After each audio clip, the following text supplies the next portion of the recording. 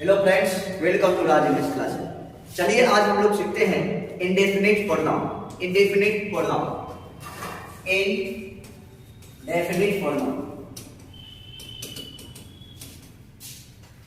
Indefinite pronoun.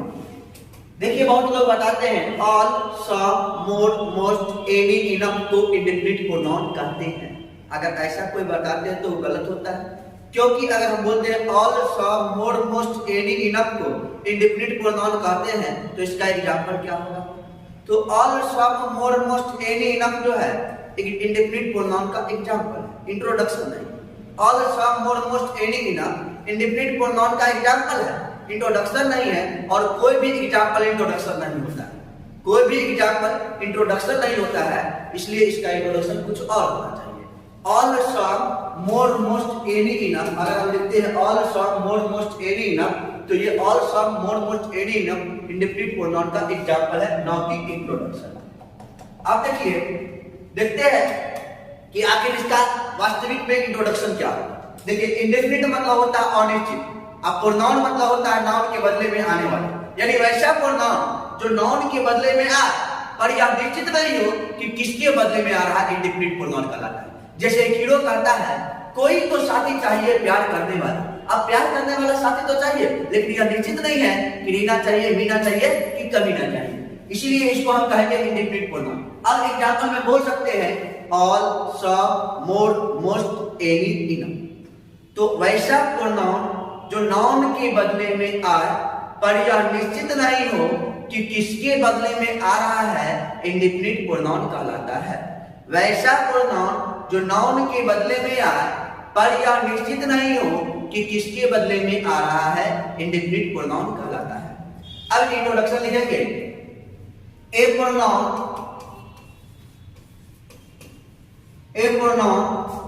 Which is used in the place of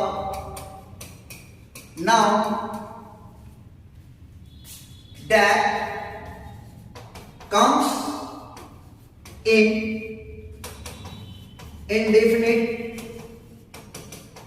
way is called indefinite pronoun।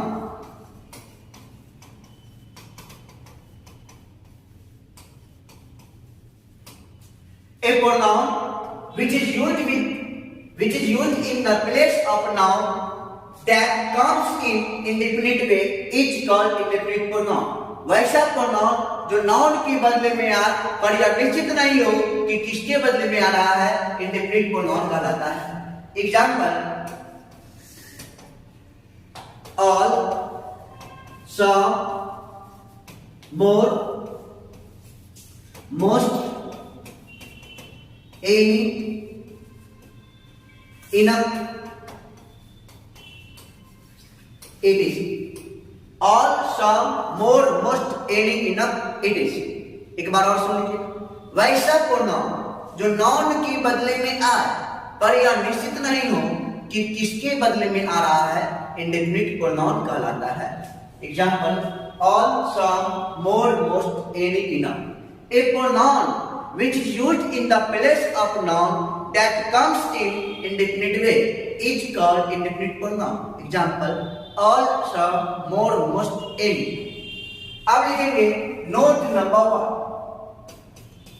and 1। Note number 1, देखिए अब वैसा pronoun जो noun के बदले में लेकिन निश्चित नहीं है कि किसके बदले में आ रहा है, तो यह अनकाउंटेबल नाउन के बदले में भी आ सकता है और काउंटेबल नाउन के बदले में भी आ सकता है। यह काउंटेबल नाउन के बदले में भी आ सकता है और अनकाउंटेबल नाउन के बदले में भी आ सकता है। तो जब इसका प्रयोग अनकाउंटेबल नाउन के बदले में हो तो सिंगुलर समझकर सिंगुलर वर्ब देते हैं। जब इसका प्रयोग अनकाउंटेबल नाउन के बदले में हो तो सिंगुलर समझकर सिंगुलर वर्ब देते हैं। जैसे अगर एग्जांपल में लिखेंगे most of the rice is boiled in my kitchen।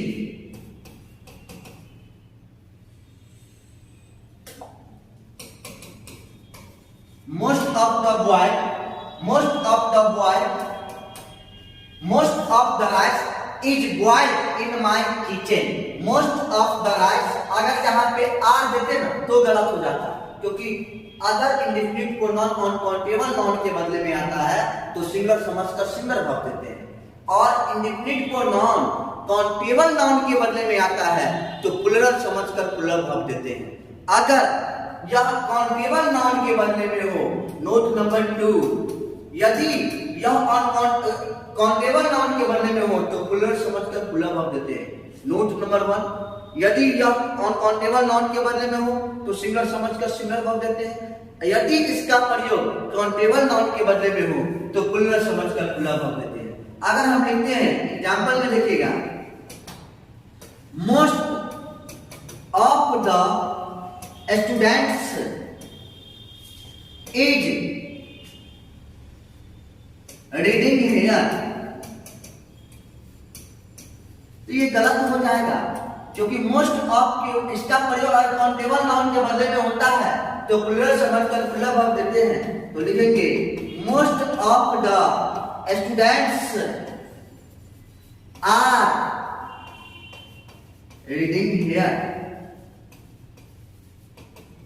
Reading here. वैसा प्रोनाउन जो नाउन के बदले में आए पर यह निश्चित नहीं हो कि किसके बदले में आ रहा है, इंडेफिनिट प्रोनाउन कहलाता है। नोट नंबर 1, जब यह अनकाउंटेबल नाउन के बदले में आएगा तो सिंगुलर समझकर सिंगुलर वर्ब देंगे। जैसे most of the rice is boiled in my kitchen, अगर आर बॉइल्ड देते तो गलत हो जाता, और जब इसका प्रयोग काउंटेबल नाउन के बदले में हो तो प्लूरल समझकर प्लूरल वर्ब देते हैं। जैसे most of the students is reading here, गलत हो जाएगा, सही होगा most of the students are reading here. अब देखिए कुछ नोट में लिखेंगे ये बात, जैसे समबॉडी है, समवन है, समथिंग है, तो वन बॉडी या थिंग, वन बॉडी या थिंग से अंत होने वाला वर्ड भी इसी को नाउन के अंतर्गत आता है। जैसे somebody, someone, something, nobody, no one, nothing. जो भी बॉडी, वन या थिंग से अंत होने वाला वर्ड आएगा इसके लिए हमेशा सिंगुलर वर्ब का यूज करेंगे, इसके लिए हमेशा सिंगुलर वर्ब का यूज करेंगे। बॉडी, वन, थिंग से अंत होने वाला वर्ड के साथ भी हम सिंगुलर वर्ब का ही यूज करते हैं हमेशा। जैसे एवरी बॉडी आर रेडी, तो ये गलत हो जाएगा, सही होगा एवरी बॉडी इज रेडी। तो ये था आपका इंडेफिनिट प्रोनाउन। एक बार और सीखते हैं। वैसा प्रोनाउन जो नाउन के बदले में आए पर यह निश्चित नहीं हो कि किसके बदले में आ रहा है, इंडेफिनिट प्रोनाउन कहलाता है।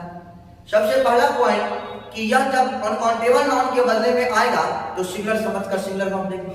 जैसे most of the rice is boiled in my kitchen, सही होगा। अगर इसी को हम लिखते most of the rice are boiled in my kitchen तो गलत हो जाता, सही होगा most of the rice is boiled in my kitchen. अब जब इसका प्रयोग काउंटेबल नाउन के बदले में आएगा तो प्लूरल समझकर प्लूरल वर्ब देंगे। जैसे most of the students is reading here, गलत हो जाएगा, most of the students are reading here लिखना पड़ेगा। Most of the students are reading here. अब देखिए, अगर एक होता है बॉडी, थिंग या वन से अंत होने वाला वर्ड, बॉडी, थिंग या वन से अंत होने वाला वर्ड, बॉडी, थिंग या वन से अंत होने वाला वर्ड अगर आता है तो इसके लिए हमेशा सिंगुलर वर्ब देते हैं। जैसे some, something, anything, nothing, somebody, anybody, nobody, तो समवन, नो वन, एनीवन, जो भी वर्ड आएगा इसके लिए हमेशा सिंगुलर वर्ब। जैसे एवरीबॉडी आर रेडी, गलत हो जाएगा, सही होगा एवरीबॉडी इज रेडी।